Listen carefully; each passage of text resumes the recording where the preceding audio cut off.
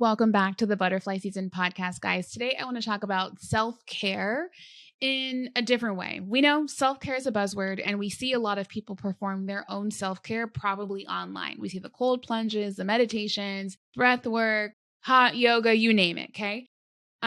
What I want to encourage you before I drop into all things self-care is figure out what works for you. Not everything is for everyone. And it doesn't have to be the speed in which other people do their own self-care modality that you need to do that too. So I want to encourage you to find something that fills you up.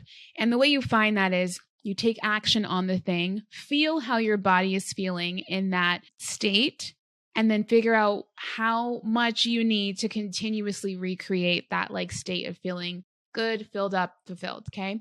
The reason why I bring this up is because recently I was in a situation where I was feeling very bitter. So part of what I do, I run a consulting firm. We consult other companies to scale their direct-to-consumer products. And I obviously have a direct, or maybe not obviously, if you're a first-time listener, I have a jewelry brand called Whxte, and that is a direct-to-consumer product. So I'm coaching people on what I also do.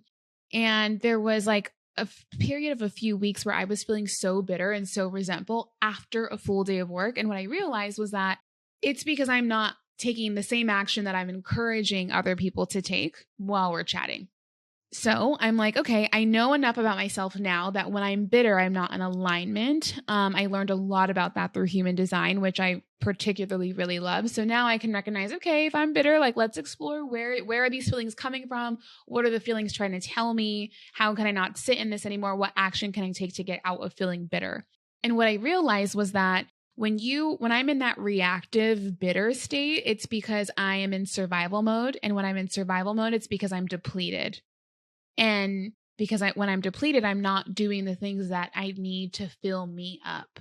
And so it doesn't always have to be some sort of woo-woo hippie modality, okay? For me, hot yoga right now in this season of life is a non-negotiable for me because it allows me to drop in, it allows me to clear my mind.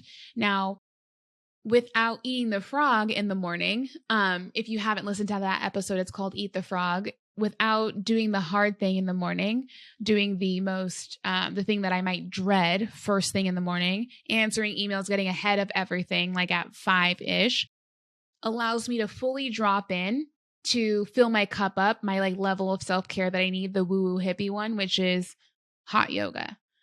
Then when I get back, I fill my cup up even more by doing the things, the needle moving things that light me up that right now aren't equating to the same amount of monetary dollars that my consulting firm generates.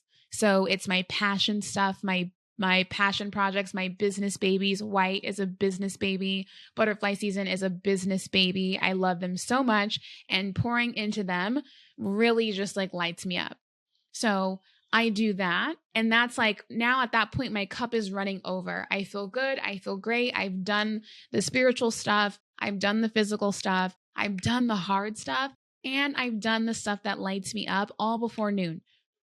So then when I get to work, the stuff that makes the money, I am going, I'm flowing, I'm abundant. That's because I did the self-care in the morning, right? You don't want to ever get to the point where you're depleted. You don't want to ever get to the point where after being depleted, you're in survival mode. You don't want to get to the point where after survival mode, you're reactive, you're bitter, all of the things. You don't want to get there. So figure out what works for you on a self-care front. What do you need to fill your cup up so much that you're running over and you're providing so much value in every other area because you filled yourself up?